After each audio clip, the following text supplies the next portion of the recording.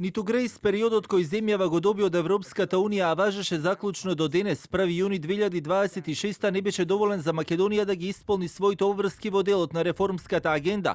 Од вкупно 16 законски решенија реализирани се само 6, реагираше и опозицијскиот лидер Венко Филипче на денешната пресконференција, откако потенцираше дека остануваат неисполнети реформи поврзани со правосудството и корупцијата, во економијата и политиката, а парите што ни ги даде Европската Унија се главно за дигитализација на образованието. Според пресметките на Бихачка, реализирани се само 20%, а според лидерот Венко Филипче направени биле само 2 од 10 чекори. Сепак посочи не чувствува вина поради тоа што тие излегоа од работната група која работи на измените во изборниот законник.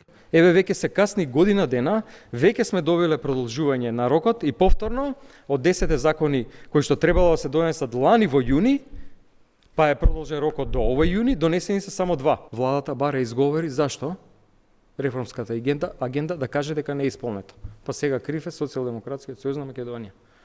Не, господа, криви сте вие. ВМРО, криминалната група е крива, затоа што не работи.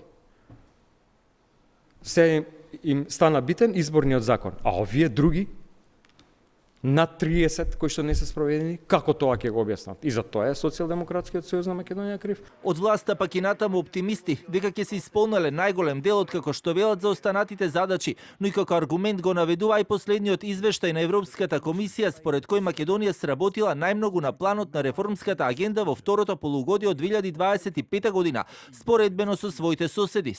За жал, опозицијата денеска ја слушам како вели дека рокот истекал. Жалам кога политички аналфабети се дрзнуваат да даваат такви коментари, бидејќи не е 1 јуни рокот, туку 30 јуни, тоа е елементарно непознавање, но тоа е што е.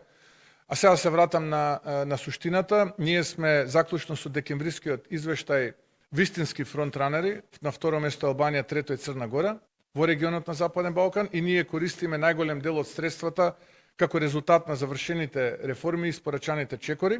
Од тоа што денеска го разговаравме со колегите, голем оптимиста сум дека и оние што се во грејс период, но и оние чиј што рок за испорака завршува некаде крајот на јуни, најмалку 90% ќе бидат испорачани.